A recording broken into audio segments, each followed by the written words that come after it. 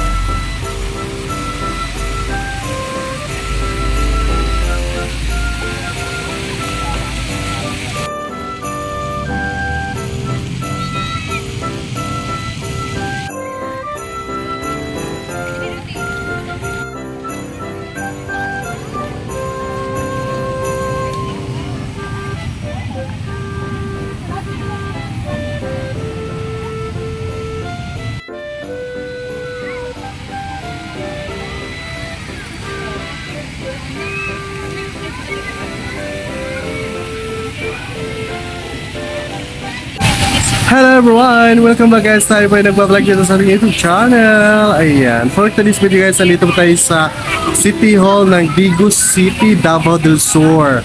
Kasi ating libutin ang kanilang Christmas decoration. Ayan po guys, so napakaganda.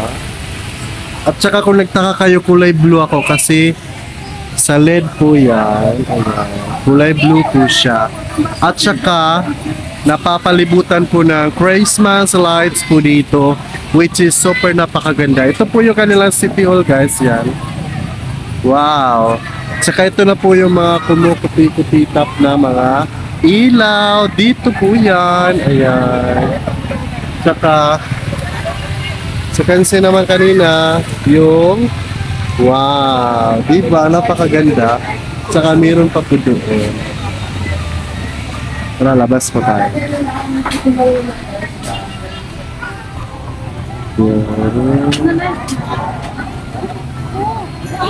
Yes. So actually guys, andito pa kami sa parang castle siya guys. Sure. So tara guys, libutin pa natin dito banda. So, andito na po tayo sa baba guys. So dyan po kami kanina. Yan, para sang castle guys, no?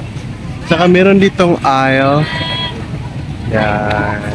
Wow, di ba napakahaba? Saka maganda dyan mag-pictures guys. Kaya mamaya magpi-pictures po kami dyan. Saka pansin nyo guys, ang daming pailaw po dito sa kanilang City Hall ng Digos City, Davao del Sur. Ayan. Wow, talagang mamangha ka po sa mga makikita nyong lights decorations dito kasi marami talaga siya. Tsaka sa labas, marami ding pwedeng pag-isnakan at makainan. Ayan!